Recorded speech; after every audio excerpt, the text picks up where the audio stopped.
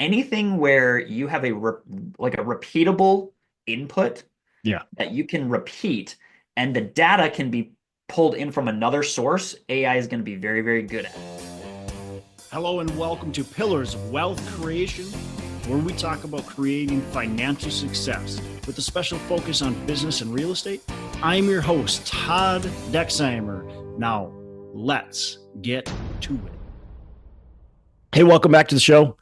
Thanks for joining me. I've got Andy Jorgensen on with me today. Andy, how are you doing today?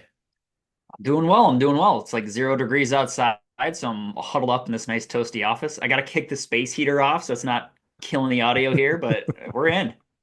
Perfect. I love it. You're just in Phoenix. So going from like hot Phoenix weather to zero is shell shock. My wife was in Miami for, I think it was like 4 or 5 days, and then had to come back to the joyful weather as well. So gotta love it.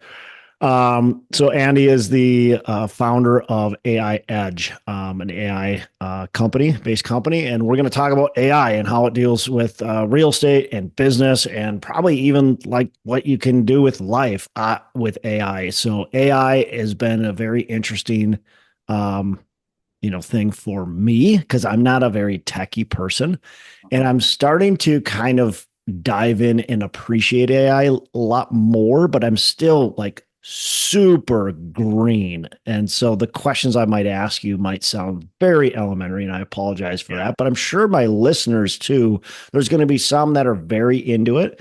But I'm sure there's going to be others that are kind of at the same level as me, maybe a little. Most people are probably a little bit higher level than me. Yeah. But, there's just a lot to unpack and discover. I think it's going to be really exciting over the next decade to see where AI takes us. Yeah. Yeah. I mean, the cool thing is everybody's a toddler right now. Even if they're experts, they're toddlers. And even the top people are like, man, we're still just learning about this. So being green right now is about the best place you could be. Yeah. Well, cool. So your company helps businesses and organizations unlock the power of AI, right? And be able to use AI and automation to streamline their business growth and help their organization really implement it. So give our listeners maybe a bit about your background, and then we'll dive into AI and its uses and what you guys do at AI Edge. Yeah. So, I mean, I'm a 10-year entrepreneur. I mean, I got out of college, I had a job for 6 months, and then I was like, man, there's stuff we could start that's way cooler than this. So, you ditch the recruiting job or whatever I had and launched a fireworks company. That's another story. We did it in a sprint, and we were the first online internet marketing fireworks company. So we delivered to people's houses. It's Oh, great. wow. So yeah, Fire Bros Fireworks was super cool, super fun. We still have it. It's obviously just a 9-day business we do in this summer.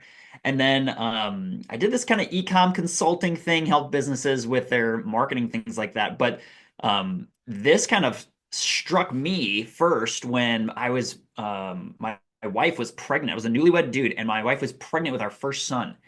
And I had the oh snap moment. I got to do something big. And I got an email from a guy, a big influencer that said AI will murder your business. Hmm. And I'm just sitting here going, man, I don't have time to get murdered right now. I'm going to click this email and scroll through. And he was promoting this 3-day event in Las Vegas where he just dumped everything he was doing with AI over 3 days in a conference, pay him $500 and you can fly out. So I booked a $90 Allegiant flight, got a $30 room at Treasure Island Hotel, and then I just walked across the street to his seminars, and it was astonishing how serious and like how legitimate all this stuff that was brewing. This is 2023, I think, and how impactful it was going to be for every single industry. And obviously, listeners know that there's a hype going on right now, and a lot of people are hesitant with any sort of hype. Yeah. What's interesting is that everybody from account admin people to the front desk lady to the billionaire CEO is all talking about it. And Yeah. so it's something I was like, there's something here. And so I launched AI Edge Summit. That was the first thing I did is I was like, man, I gotta throw a 40-yard pass, right? And I just need it to be caught. I'm having a baby coming up. What's the thing I can do? And so I brought in speakers from that summit to Sioux Falls, South Dakota for AiEdge Summit, and we had a couple hundred people show up. Oh, So wow. That was yeah, the first year. You had a couple hundred first people. first year. Yeah, we That's have amazing. Twilio sponsoring it this past year. I mean, it's growing into a thing. So When is that's the next AI Edge Summit? Are you doing another one? yeah, it's no yeah, it's October 30th at this fancy new place we got in town, and it's going to be great. So yeah, Love it. that's my introduction to how I got into AI. I literally organized a summit and then learned about it through that. So Well, it's everybody, like you said, everybody's drinking from a fire hose right now because it's literally developing beneath our feet, right? I mean, yep, it's changing all the time, and it's going to continue to change rapidly over the next couple of years. So everybody's just learning about this, and those who immerse themselves like you jump on a plane, go to a conference, learn everything you can, then start your own conference so you can even learn more. yeah, That's how you're going to get the edge on it. yeah. uh, so what do you do right now with AI Edge? What are you guys doing for other companies? I mean, I gave a brief kind of description, but what are you guys doing? Yeah, I mean, the natural thing that happened after these companies attended our event was, okay, now help us with this. Like, Yeah. we're all in. And a lot of it's more, I'd say everyone is we're at the edge of the pool. All of us are at the edge of the pool. We're all terrified to jump in. Yeah, And that's for the sure. phase we're in right now. And so the summit is like $150, come and just like learn everything you need to know in an entire year in one day, one afternoon. The next step is like we're going to run some workshops, and so that's what we've been doing, like some automation workshops for some industry specific stuff. We got on the map like some HR industry specific stuff, and then the natural thing though that we're excited about is like getting our hands in with organizations, getting the foot in the door, and just saying, hey, we've got this problem, this really expensive problem that we've had, or we've got this process that's just, it takes me 20 hours of my week or 20 hours of my month. It takes a full-time person 60 grand a year to do this. And we're just seeing how much of a, I say, migraine relief it is for people for us to just kind of streamline that. So in real estate, let's just talk about real estate investment. We are working right now with a land real estate investment group in Oklahoma. I think he's invested in 20 different properties in Oklahoma. He invests in the land, and it's kind of a wholesale play, and then he subdivides and sells. You get it. Um, he spends 20 hours a week or a month. I mean, he just hours and hours researching. And so we have an AI that actually just goes to Zillow and analyzes the best markets based on the sales velocity, based on the utilities that he's looking for, the price per acre that he's looking for. And then it's just organizing all of that. We're spitting it into a spreadsheet. And then he just needs to go click the spreadsheet and just look, this is an A plus opportunity, this is a B plus opportunity, and then he makes the dials. Hmm. So yeah. Wow, interesting. So I thought it would be fun, Andy. I said, we're talking about AI. I'm going to go to ChatGPT and I'm going to say, what questions? So I said, I got a podcast I'm interviewing Yeah. about AI. Give me a list of questions on how AI can be used in business and real estate. And I, okay, I haven't asked any of those questions, but there's 22 questions Wow. ChatGPT spit out for me.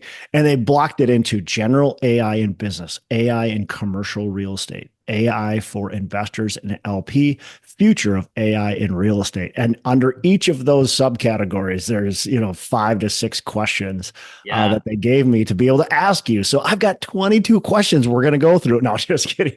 Yeah. But, Holy cow. but I thought, let's see what AI says. So, Yeah. anyways, it's But interesting to be able to use it. I'm using it a ton for my daughter right now. She is a sophomore in high school. She's taking Algebra 2. It's been a long time since I've used Algebra 2. So she'll have a problem and I don't know how to solve it. So what do? I go to AI, I go to ChatGPT, and I type in the problem and I get the answer. But not only do I get the answer, I get the full description of how it breaks it down step by step. So I can walk through with my daughter how yeah. it's done. Now, You could say, well, that's not a good idea because your daughter's going to see that she's going to use AI to, do her homework. I, Hope I she get does. the concern with that, but um, I wouldn't be able to help her otherwise. And having that tool at my fingertips has been amazing. Yeah, yeah. I mean, what you're gonna see, not everybody can really see the future of this, but where I think the direction of it in education is, and the universities are gonna have a reckoning probably this year. They're in the reckoning. They're Yeah. in the we're not gonna deny this anymore, and Yeah. they're gonna accept it like ChatGPT is not going anywhere. And 10-page papers take students 69 seconds now. So that's Yep. gonna be a different thing. What you're gonna see for your daughter and for my generation's kids is AI specific, student centered specific tutors. So you'll have an AI tutor, they'll have a face, they'll have a personality, they'll have a voice. And Mm. your kid, if he's on an autism spectrum, ADHD, if he's got specific interests or specific needs, you don't sit in a classroom and preach to 30 people anymore. What's going to happen is you'll have an avatar, like a little tutor. Think Jarvis from Tony Stark Iron Man. And it's going to say, get to know your son, your daughter, and it's going to say, what are you interested in? And he's going to say, I want to learn about trains. I love trains and I love rock climbing. And it's going to say, all right, today we're going to learn about calculus through trains and rock climbing. You ready? Yeah, sweet. And it'll be catered to that student. And if you can imagine how effective that's going to be, and you don't believe it, there was a study in Nigeria that just came out that 6 weeks with an AI tutor, the Nigerians made 2 years worth of progress in education. So it was Wow. pretty cool. That is really cool, actually, because one of my biggest gripes about education and working with my kids is I'm like, okay, we're doing this algebra 2, but there's no application, right? I Yeah. don't have a clue what this is ever going to be used for because they don't talk about it. We're doing these weird formulas that I've never seen in my life before, but I guarantee there's use for them somewhere. People are using these formulas. I just don't know where. And the teacher's not teaching us where it's used. My daughter wants to own her own business. Like, teach her how this is being used, and then she will have interest in doing it. It's Yep. and that's the problem, I think, with a lot of education. So if AI can solve that, I think that's huge. I want to learn about trains. Great. Here's like you said, it's like we're going to apply that to what you like. And now Mhm. you can get into it. I want to own my own XYZ business. Okay, great. Here's how we're going to teach you about this. We're talking about, history class. Like, here's how, like, we can relate it to it. And that will help kids really grasp onto it. I think that's really cool. If Yeah. that is the future of education, I think that's amazing. Yeah, yeah. And I mean, you know that there's a student debt crisis, right? We know that there's a bubble, so to speak. I don't Yeah. know if anybody wants to call it that, but there is that. And if Oh yeah. if you don't think AI is going to play a role in popping that, it's going to be pretty real in the next 24 months, I'd say you'd see it. So pretty cool. Are you concerned? So AI is exciting. I really like it. The idea behind it. Of course, I'm an entrepreneur, so I want to advance as quickly as possible. But are you concerned at all with AI making people dumber, where they just rely on AI technology and then lose their critical thinking skills, lose their, I guess, processing, all that kind of stuff? Yeah. That's a good question. So, I'm cleaning out my dad's belongings, and there's this calculator thing, the little tabs, the physical tabs, Mm-hmm. and it's like the Chinese calculator type thing. And I just think to myself, like, what is this, and why would I ever need to use it? I could just grab my calculator. And our kids are like, we just grab our phones and type in a calculator, but we don't need to do long division. So if you think about the question, are they going to get dumber? They're going to be less educated in specific skills that are no longer necessary. Got it. But I don't Yeah, think makes critical sense. thinking is, yeah, yeah. And so think Yeah, about any technology like the internet. Um, you are no longer going to need to research things in a library. You just Googled it, right? And then you just scrolled through whichever resources that you could trust. But even Google's going to have a reckoning because it's up to you to judge which website's credible. I mean, they do it for you, but like you judge which one that you like. And this is going to be more of like catered to you. So you're right. Like, I think you're going to see some thought tools that we have go dull, your long division, so to speak, is going to go dry, and that's understandable. But if you think about the skills that you will gain, how to control an AI, how to run it in your favor, how to make it, do what you want it to do. It's still just a robot. It's still just an algorithm. So students, I think, will learn different skills, if that makes sense. Yeah, I mean it's right. You can like when you're looking at math again, like okay, back in the day, you had to know how to actually do everything for with a graph and a formula. Yeah. Then we learned how to do it on a calculator, right? On a graphing calculator. And now you can do it right with AI. Yeah. And so it's not that you're becoming dumber, you're becoming a, you don't know how to do it the old way, but you don't need to know how to do it the old way. So I like how you answered that. It's like, yeah, I mean, maybe we are becoming dumber in those things. Like we're not knowing how to do certain things, but we don't need to Yeah. know how to do them anyways. So we're be, we're developing different. We're developing differently, right? We're learning differently. So I think that's always the biggest fear is from people is it going to take everybody's jobs, and is it going to make you was going to make us a lot dumber. And I think we've always feared that with advancement and technology. And so far, it's never became true, right? Every time Yeah. we have new technology, new advancement, it only creates more jobs and it only creates more advancement upon that. So, Yeah, yeah. One interesting thing on the job notes, and I'm just going to be candid for for your listeners. Behind the scenes, a lot of the rhetoric, the noise in AI has been, oh, it's going to take your jobs. But actually, it's not going to take your jobs. People with AI will take your job, right? So, somebody comes into a company and they use AI, and then there's a lady at the front desk. She's been there for 40 years. She doesn't use AI. She's yeah, done. This guy's in. yeah, That is true, but this lady still loses her job. yeah, Okay. So that's interesting. I used to say it like, no, people aren't going to lose their jobs. It's going to empower people with jobs. If you don't learn AI, it's kind of like being an accountant without using the internet or a right, calculator, right? right. Um, I, yeah, it's kind of a controversial subject right now because like, you come into a company, you start implementing AI and it cleans house. And I just don't want people to I don't think that is going to be stoppable at this point. Though you start learning AI, you're going to get paid way more than you ever were paid because you can do the job of 10 people. Right. So even as I'm speaking this, it's developing into actually pay attention to this. Your job probably is at stake if you don't want to jump on board with this. But I just got out of a board meeting with a 60-year-old admin assistant. And she's like, ChatGPT is great. AI is easy. I love it. And so I just don't It really is think that, easy, and that's the cool yeah, thing. Yeah, you got to get to know it, right? You got to get to know how to utilize it, but it is fairly easy. At least the applications I've used.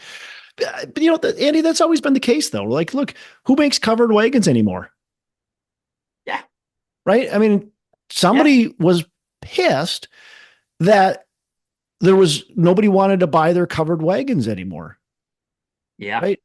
At one point in time, that company was fantastic at making them. They did an amazing job, and then all of a sudden they go out of business, right? It just happens. Like Blockbuster. Well, who wants to go to a video store and rent a video? Nobody does that anymore. But Netflix came about, and all these other companies now came about, and Blockbuster's gone because they didn't adapt to what's happening. So the covered wagon guy forgot to adapt. He didn't start selling cars, right? The Blockbuster, they didn't adapt, and people are going to be the same. The same thing's going to happen with this technology as well. yeah. Here's an interesting stat for you. What percentage of United States men were employed through farming in the 1900s, early 1900s? Oh, I mean, What percentage of the economy was farmers? Just I mean, typically it had to have been a farmers. massive amount. I mean, like 50% or maybe more. Yeah, yeah. Okay.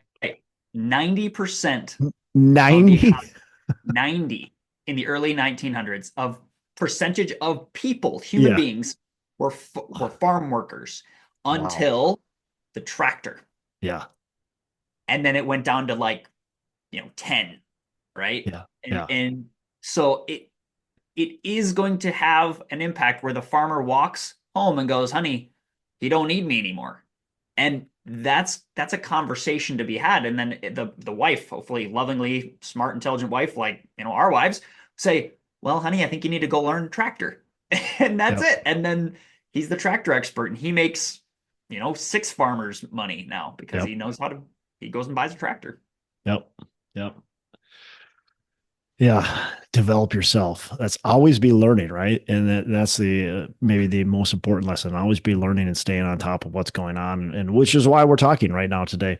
So let's talk about how to implement and utilize AI within your business. You could go a lot of different directions with this, but let's try to stay real estate focused a little bit. Most of my listeners are real estate investors, both on the LP and the GP side. Now, I want to talk about AI. In asset management, property management, what type of things do you see as AI being very useful for in potentially in commercial real estate? Yeah. I'd say just knowing you and being a part of your guys' fund, I already know kind of more of the intricacies of how it works, and so I get the investment game. Besides like deal acquisition, which is a good thing, right? Like you can use it to, okay, I want you to scrape and find, and this is something you could do today. Like I want you to find these websites, I want you to scrape these details for me, I want you to calculate these calculations however you would manually prospect new deals. That's one of the ways that it's working.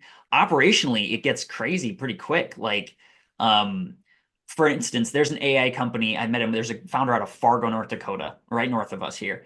And he's like, we're using AI for maintenance schedules. Like we Oh, want to know, I'm going to come into a building, a real estate just investment group, and I'm just going to say, here's all the breakdown of when everything's going to like need to be replaced. And it just builds you a maintenance schedule where it's like, take the instruction manual from that heating unit that you had and type it into a spreadsheet. He's mm, like, we're just going to give the bot and the AI, and it's going to be a maintenance bot, right? It's going to be the brain for maintenance, and it's going to know every piece of equipment, and we're going to upload the manuals virtually into like, here's the heating systems we have, here's the tile we just put in, here's the carpet we just put in, here's the washing machines we have. And when something breaks, you're just going to say, hey, this broke, what do you think it is? And it's going to be smarter than any maintenance man you could have because it's got an IQ like Albert Einstein, and it's just got the knowledge base of the entire planet. So or it it's scrubs the data quickly, right? And that's the beautiful thing. It yeah, doesn't need to go research. It's just out. yeah, Yeah. I don't know how it works so fast, quite frankly. Like it's amazing when I type in a question and it just, and all of a sudden it's like there. I'm going, yeah. It's magic. It's a magic trick right now. People actually are still in wonder. That's why everyone's talking. It's like a magic trick that keeps yeah. going so and keeps growing and so yeah, it's exciting for sure. That would be so one of them is like operations maintenance. I mean the I account. love that maintenance schedule. I mean, how cool is that? Now, granted, things do happen, but we just purchased a property here in the Twin Cities that the owner was very on top of the maintenance, right? So he was on top of it where if something was scheduled to like it needed to get done, he would just do it before it broke down. A lot of people wait till the furnace Yeah, breaks down, but he goes, well, the maintenance schedule says we should be doing this in year 5. Let's do it. It yep, hasn't, it hasn't, we haven't had issues yet, but the maintenance schedule says year 5. The maintenance schedule says year 8 to do this, year 10 to do this, year 14 to replace it. We're just going to do that. Boom, boom, boom, boom, boom. And that's, he was very proactive in that. And I think that's extremely valuable in business, being able to do that. And AI could help you build that out. That is super valuable. Where the yep, maintenance guy just knows every single day exactly what they're planning on doing. And okay, this year I've got to be doing this, this, and this, and this. And we can we can check those boxes. yeah. Well, the cool thing is, so that maintenance guy you referenced, he is an organized maintenance guy. But let's be honest, most maintenance guys are not that way. Most maintenance guys are fantastic firemen. So they Yep. come in when the furnace breaks down. But you're right. Why not use a schedule and do it before it breaks down? Because it's 0 degrees out right now. Do you really want your tenants to deal with a busted furnace? Right. Are they going to like you very much? Are they going to have a good high regard for you to say? And maintenance guy that's organized puts in hours and hours because it drives him nuts if he doesn't have that. Whereas the AI, you can chat GPT, the best thing you can voice. And so you just walk through your apartment and say, all right, we're in this brand new apartment. We just refurbished everything. Here's the model of the dishwasher. Here's the model of the furnace. Here's the model here. And I just want you to be my maintenance mastermind. You know everything about it. And you just prompt it with your voice. You don't have to sit there and type. You can sit there and talk to it. If you're a talker, if you're a typer, go ahead and do that. Do you see? Yeah. It's like Yeah. it's not hard to I make a love it. really big impact in that space. That's amazing. That's amazing. And yes, you're right. Nobody likes it when their furnace goes out or their AC stops working or whatever it is. And even if you get on it very quickly, they're still mad at you, especially if it's really cold or really hot. They're just going to be mad no matter what. And a Yep. lot of people are going to hold that grudge until they move out. Yep. Yep. So, Another one is like contracts. So this is something that like lawyers are the good lawyers are just jumping on and they're like, whoa, we can spit out 100 times the contracts we used to, same amount of work power. Um, if you have a purchase agreement and you kind of have a template for that, you can just feed it to your legal chat GPT conversation and just wow. train that to be exactly as your legal team would be.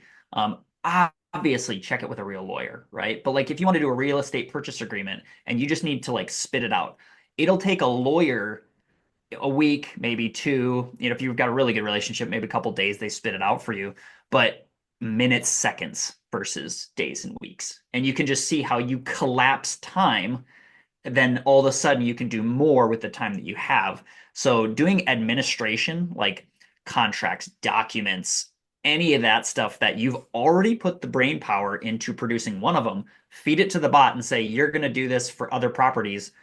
Fill in the X with these details. And by the Yeah. way, the details are just a spreadsheet.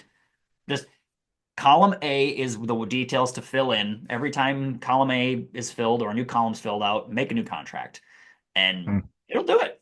So that's amazing. How about underwriting deals? Could I have, how is, AI, would they be able to take an Excel spreadsheet um, and underwrite a deal for me? yeah, so one of the most impressive things that you can do is a lot of that financial work with spreadsheets. It's kind of tricky to get spreadsheets integrated so that it can actually do it. At least when my experience, I Yeah, gave it that's to what I my was wondering. financial spreadsheets. I was like, "Hey, do something," and it kept saying like, "Can't access the document." Sorry. So that's a technical issue. But your Got it. question is, you've built out an incredibly complex Yeah, spreadsheet, right? yeah. It's detailed. It's kind of your money. Like that's where you make your money is in that spreadsheet. And I've done a couple of real estate, been in part of a couple of real estate deals, yours included, and another one locally here. And the spreadsheet is the sale. It's like, wow, this is a good deal because the spreadsheet says so. And so here's one thought for you based on what you just said. I took the proposal and the deal of another company. I didn't do this for years because we know each other, we trust each other. And I said, I don't know if this is a very good deal, but you know who does? The AI knows whether it's a good deal. I said, here's the spreadsheet. What are they doing wrong? What are they doing right? Where can they find some efficiencies? And where should I maybe hesitate to sit to buy this deal? And you can train it to be that real estate producer. It knows all the spreadsheets. It can generate that spreadsheet. So to answer your question, Mm. yeah, it functionally might take a lot of work to prompt it, train it, connect it to the spreadsheet, but it's absolutely doable. I mean, it's absolutely doable. Anything where you have like a repeatable input Yeah. that you can repeat and the data can be pulled in from another source, AI is going to be very, very good at. So you can say, here's who you are. That's a good prompting framework, is the RIPE framework. Here's the role. You are an underwriting expert. Your instruction is to reproduce all of these underwriting spreadsheets that we've produced. The parameter is I need you to not do XYZ thing, and I need you to do it with these details. Here's an example, and you upload it. And then you just see where it falls short. Wow. Um, I want everybody to think about it as an intern because a lot of people quit. When they try it once, they go, it didn't work. Didn't And work. it's kind Yeah. of like this is a teenage genius right now, but it has no life experience. I Yeah. mean, eventually, maybe we're going to talk in a year and it's going to be taking over governments, right? I don't know. I'm not actually a part of that train. I don't really think it's going to do that. I think we're in a good spot. But treat it like an intern. You send your genius intern with an IQ of Albert Einstein. He still doesn't know what he's doing, right? So you feed it that complex spreadsheet. You say, I mean, you can privatize the data if you want to work on that. That's what we do too. We can privatize the data for people so we can build an AI that has privatized data so it's not going to go anywhere. We can do server side, all that stuff and just plug in the brain of AI. But feed it and then it doesn't work. With an intern, you'd say, nice job. You're young. You don't know what you're doing. Do it this way. And unlike the intern, it will never make that mistake again, Hmm. ever. So Yeah. you got to think about it like an iterative process that is permanent. And so investing in an intern, he's going to leave and go get a job, his big boy $80,000 job. AI is never going to leave you. And that sounds like a romantic song, but I mean it. Like it's What staying. It's worth training. it's going to get better, right? Not Better. only is it going to get better with knowing your process and what you're looking for, but as technology gets better and improves and gets better, it's going to continue to get better as well. Yep. And it's getting better this week, right? That's the crazy part. It's so Yeah. quickly getting better and getting so, I mean, there's where it ends up is will be very interesting Mhm. in the next five. It's crazy to think of the time we're living in, quite frankly, Annie. Yeah. It just blows my mind. Like when you look at it and you look at how long humans have been around and you say, well, why couldn't we have done this 200 years ago, 500 years ago? But we're doing it now. And then you think of that same mindset and go, well, then what's the future look like? Like, where are we going to go from here? And Yeah. it blows my mind to think of Yeah. where we We could could, be in the next 10, 20, 30 years. I mean, in my lifetime. yeah. It's going to be crazy. We get to be part of two exponential technologies that are like game-changing technologies. One was the internet. Yep. The second, I mean, you think of game-changing technologies, there's been like seven in human history, like the fire, the wheel, electricity. That's something. The internet was one. And then 30 years later, we get AI, which is the second transformational technology. So, Yeah. um, I'm excited. I'm an entrepreneur, and so I just want to help people. I literally, me and my partner are just like, we just want to solve expensive problems for people that make them groan, and then to see them be relieved of that, they're just like, what else can we do? It's super awesome to see. So when somebody contacts you at AI Edge and is like, "Hey, Andy, we got this problem in our business," or we like, what can we do to become more efficient? Your job is to break that down and figure out how AI can help that process. Is that right? Yeah, as of now, it's AI and automation. It's called robotics process automation. It's probably not going to exist in a year, not going to lie. It's basically like if this happens, then it triggers this action in this software. So all your softwares can talk to each other. But now we can plug AI into that. So it's like take this data, synthesize it here, reword it here, and put it in a underwriting contract here, right? There's a lot of that stuff. My only job, my partner is the AI scientist. He stays up till 4 a.m. automating something and he just ta-da, here, look at this can do. My job is to come in and it's called EdgeTeam. AiEdge Summit is our event. And then we built something called the EdgeTeam. And the EdgeTeam just comes in and either trains a company on how to do it with them. So here we can use AI yourself. Or I just come in and say, what's your biggest pain point? And I just take a page of notes on what the inputs are, like how do you get that idea? How do you get this data? How does it talk to this? And then I just, Sherlock Holmes until I go to my guy and I say, what do you think? And he says, yeah, that's my favorite words are that's easy. And if we look for low, like low difficulty, high impact, you just get this click with people because now they're interested in it. And so we don't think this is going to last forever because eventually AI is probably going to be able to do what we're doing. But in the next 5 years, we're jacked up to just serve people and make their lives a little easier. Hopefully everybody makes a little bit more profit and takes advantage of the time that's upon us.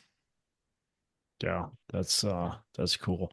What about predictive AI? Do you think AI can help us predict kind of future markets? And as you look at commercial real estate, there's market cycles, right? There's undervalued assets. There's um, neighborhoods that are improving or will be improving.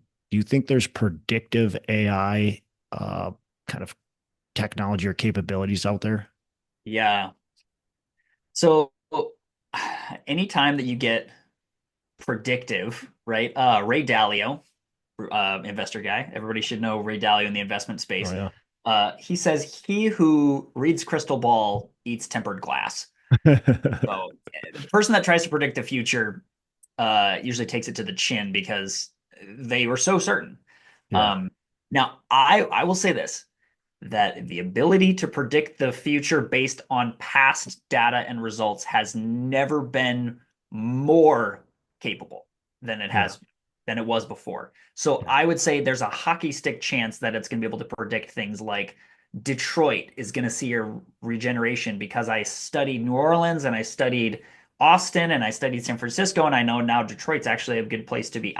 I could see that, but it's not right now and I don't have that knowledge. So I'm just Yeah. hesitant when anyone says, when you look into YouTube and hear the guys from Google and the guys that are building AI companies and they get asked what's next, they say, we don't know, but we think it's probably this, right? And so I'm not going to be the one to say, I Yeah. totally know the future. You Yeah. want to be very cautious with that. Yeah. So, And I think you also want to be very cautious with, I think predictive technology, like if you can predict the future, it's still a guess based yeah, on past trends. And so you have to understand that you're still putting your bet on what's either currently happened or previously happened in order to say this could happen. I think where it's valuable for me and for the listeners is if you can look at trends quickly, if we can talk to AI about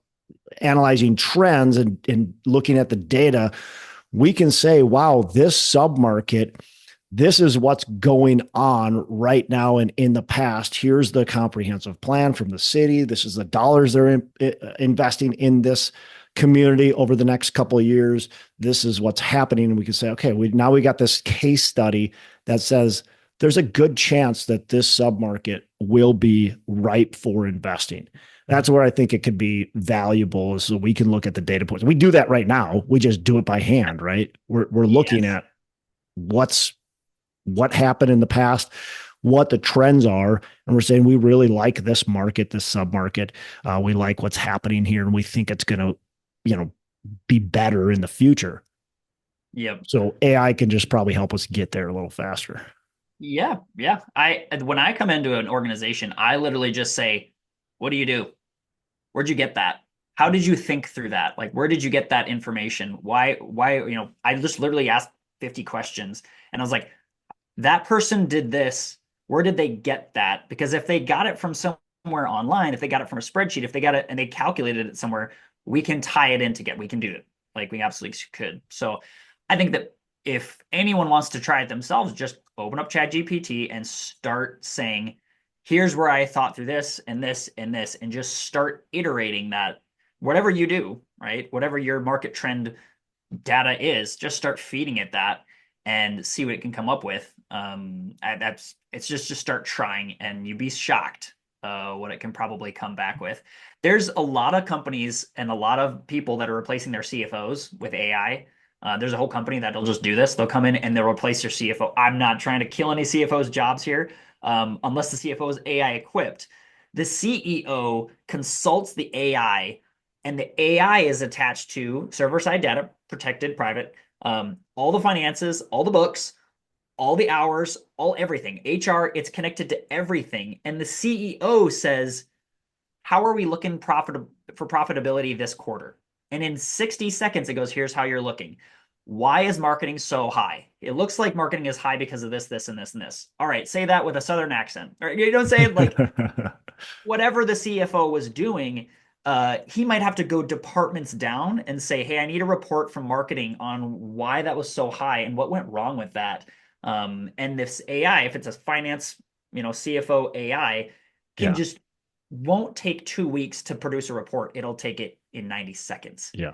So you start to think about it as an intelligent advisor to you, which is what you're learning. Can you be an advisor for market trends? Just start typing that into ChatGPT and see what it says. And then it says, I don't think you're doing this accurate enough. Here's the information that I use. And they'll say, okay, sweet. Huh. See what happens. Yeah. And like you said, you got to treat it like a teenager that's just starting to learn your business, right? Yeah. And so if you're gonna if this is the new intern that came in, you're not going to go to the intern and say, "Hey, do this," and then they get it wrong, and you're going to say, "Okay, well, you're done. Go home." You're going to go, Yeah. "Well, hey, let's look at it this way. Did you look at it this way? Oh, it looks like you missed this portion of it," and you're going to coach them through it. It sounds like you've got to do the same thing with AI. You've got to coach AI through it, and then it will learn it. It's not that it's going to learn it the first time you do it. It's going to learn it over time as it learns your process. Yep. Yep. That's a good way. That's exactly right. You need to keep with it like anything, right? Like Yeah. how many times did Michael Jordan take a shot in order to be the greatest? I mean, we like a lot of like quick success, right? And that's great. And AI is going to produce a lot of quick successes, but you still need to just put in the effort. And I'm preaching that to myself. Like you just have to be patient with it and it Yep. will get quicker and quicker. So that's the That's cool awesome. thing. It'll just keep getting quicker. What what should companies people be kind of aware of and careful of with AI in their business? Maybe relying on too much, or what should you be cautious about, very aware of as you start to implement it more in your business? Yeah. What's the scary, right? That's like what some people Right. are like, what are they worried about? A lot of people, it's kind of the data conversation that existed before AI, by the way. There's the EU and there's this conversation that we had after presidential election 2016 of like, well, my data was used for this person's benefit. What the heck is up with that? Hmm. Um, I have a take. The world's not short on hot takes, but my take is every time I whip out my phone and I download an app and it says allow access to XYZ thing, my data's gone. Yeah.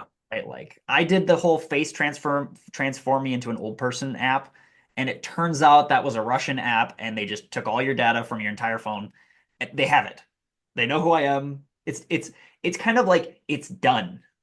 It's so this conversation about like is data secure? It's never secure. It's already not secure. So maybe ease the anxiety about that a little bit, but be wise with data that's not theirs. So like your company's data. Um, there's a company called Chip AI out of Fargo, innovative place. And they're doing HIPAA. Like they're compliant with HIPAA. Hmm. So there are ways, if you're worried about your data, there are ways around that. There are ways to do server side. There's ways to keep it HIPAA compliant. Um, but I wouldn't say that if you're skeptical of, you know, data breaches and stuff, don't go to DeepSeek. Don't use the Chinese app. What's going to happen if you do? Probably nothing. But, in the grand macro scheme, maybe it helps them kick us in the tail 30 years from now. I don't know. So, yeah, Yeah. that's pretty much the main thing. Your question is what's scary about it? How should I be careful? Do not rely on it without checking it. That's maybe my biggest Yeah. encouragement is like you have to check its work. It's a student and you need to check the intern's work. How many times I've actually had out overseas work done for $6 an hour, right? And in one time I just was like, hey, here you go, client. And this was not for AI. This was like a decade ago. I shipped something to a client and I was like, I don't have time right now. What do you think? And they're like, this is trash. Who are you? And I was like, you have to check its work. You can't trust it up to this point without you being the dad Yeah. or the Yeah. mom. That's a good point.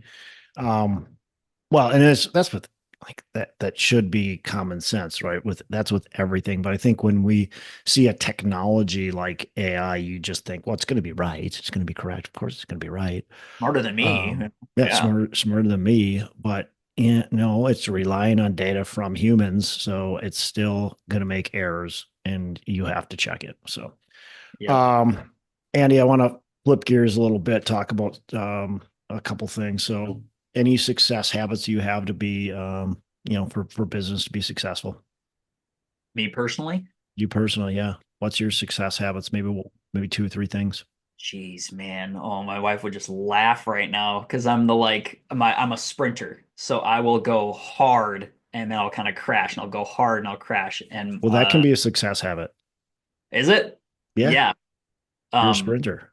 I'm a sprinter, so that's just how I'm wired. So like I'm in the fireworks industry, I crank for a month and then I need to shut down. So learned this after our summit, we do, AI Edge in October. I need to shut down. And I have my business partner that was like, we need to do all these leads, we need to build this. Let's go, let's go, let's go. Over the holiday season, I'm taking 2 weeks off.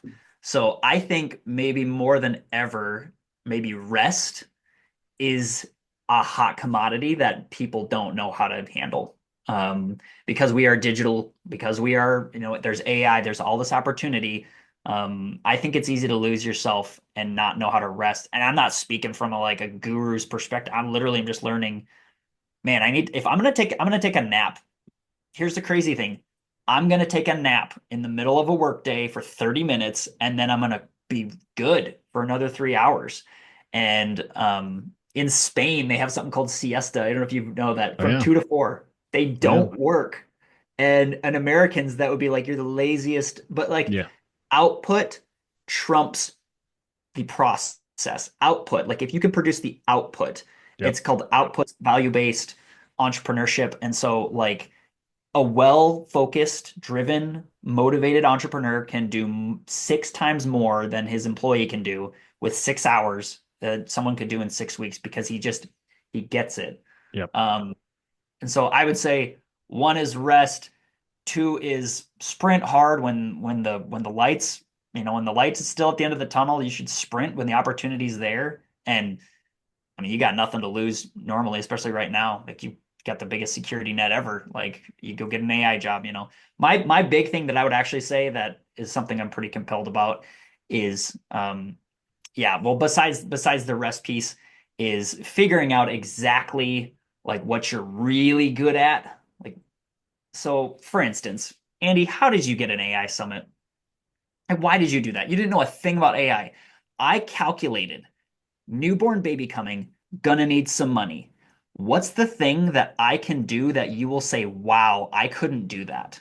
And everyone has it.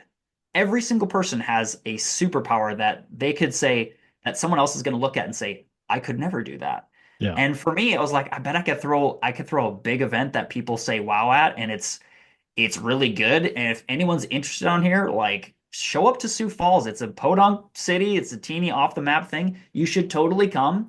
And you're gonna say, wow, this was awesome. And that's what I was good at. So I just tripled down on my strengths and I'm learning boundaries. And I think what leaders are built more by what they say no to, not what they say yes to. Yeah. And I so love that. I love that. yeah, that's I mean, I've learned so under some of the greatest leaders, in our region at least, and they said if you say yes to everything, you're not leading and you're not growing. If you say no to everything but the thing that is your best skill set, then that's a good thing. Yeah. What's a favorite book you can pass down to our listeners? Hmm. Well, I mean, related to that, there's the One Thing by Gary Keller. He launched Keller Williams Real Estate Realty. So I mean, you could say he's successful. Yeah. Yeah, the One Thing, that's a good one. Um, I'm gonna be like, I'm gonna expose my like millennial bro right now. If you are not listening to Alex Hormozy, Hmm. I get it. He's a frat looking dude with a tank top and long hair and a beard. I get it. Okay, I get it. But hear me out on this. Just hear me out. He has on acquisition.com everything that he did to make $100 million Yeah. in his 20s. everything is free.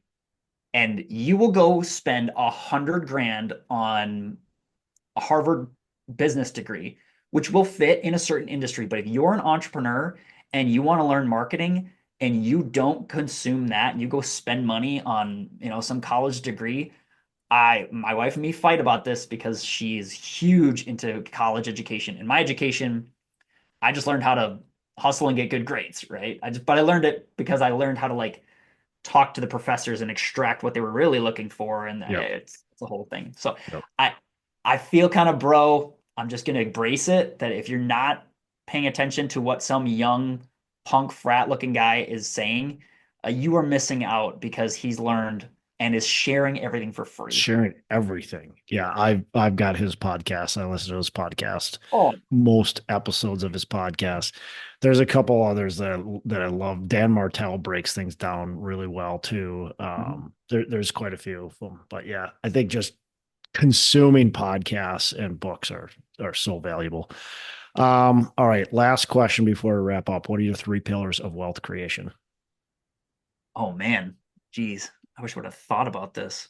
I'm just gonna make this up on the fly, but I think if based on what we have just said, pillars of wealth creation would be value. So being able to like provide actual value disproportionate to the cost of something. So you do this really, really well, which is why I have given you money. You know that the cost of something is much lower than the value that you can provide. And in any business, that's where you're going to make tons of money. So, for example, for my business, EdgeTeam, we're going to come into an organization and they spend 80 grand a year on this person or process. And by the way, it gives them a migraine. And then we come in and say, hey, can we replace it for you for a fourth of that? Yeah. Right. And now it doesn't really matter what our process is. If we can relieve them of that, that's going to be of value. Yeah. So that's number one would be value. Number two is consistency, which is nobody is shocked by that. It's just going to be, and I'm terrible at this. I'm a sprinter, but that's why I give you my money again.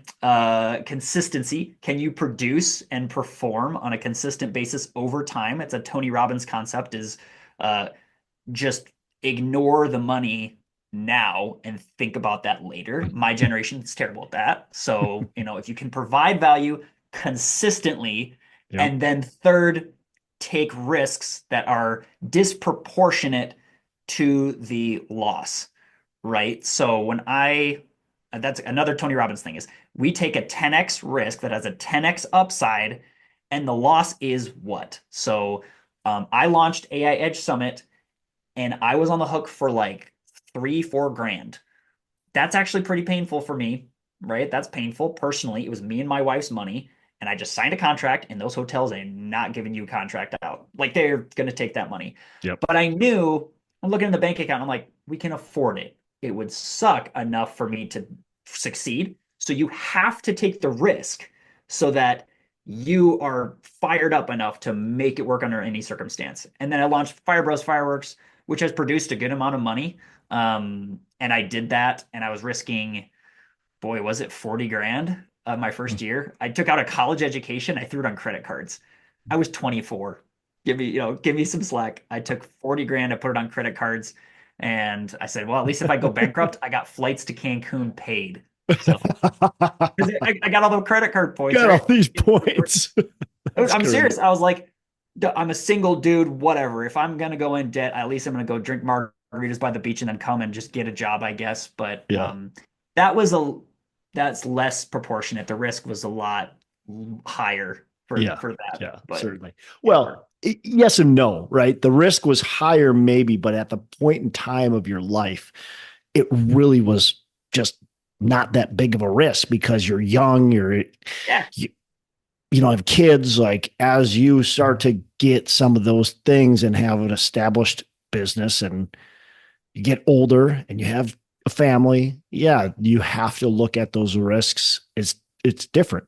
And you should still take risks, but yeah, I'm not saying don't take risks, but the risks look different at the age of 20 than they do at maybe the age of 30 or 40 or wherever yeah, you're at. yeah. 70-year-old's not gonna. Hopefully, I mean, a 70-year-old's not going to be gambling on crypto, whereas every 19-year-old on the planet is putting some money because Yeah. there's a chance that my $1,000 can 10, 50, 100,000 Right. times X.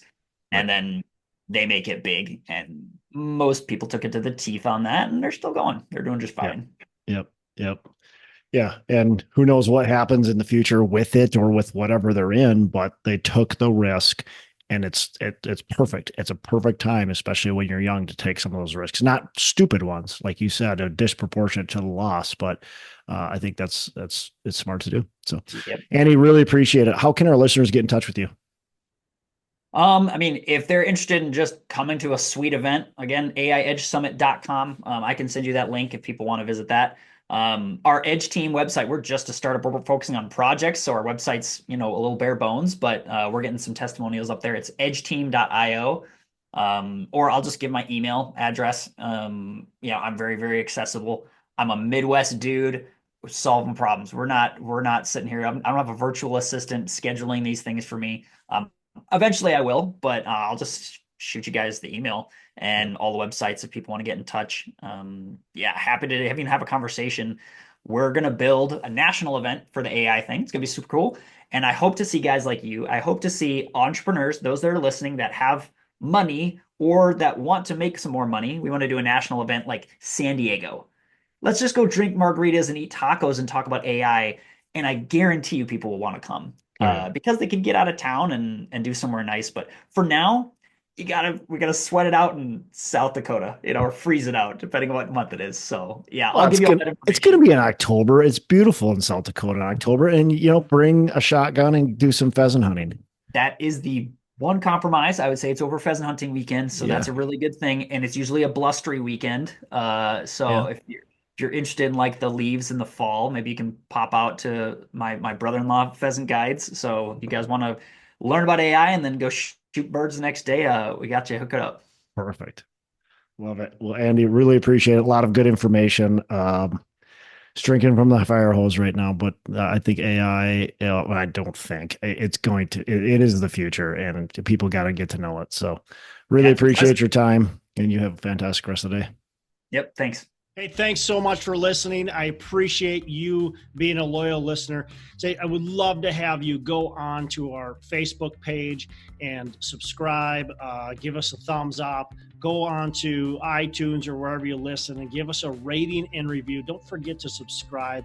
Your rating and review just helps us push this out to more and more people and continue to grow our audience and hopefully positively affect a ton of people out there that really need this and want this. So the other thing I've got for you is a free ebook on my website. So go on to venturedproperties.com, and download our free ebook on real estate and on syndication. And I've got some data points in there, some really good stuff for you. So I'd love to have you take a look at that. It's free. I'm not expecting anything from it.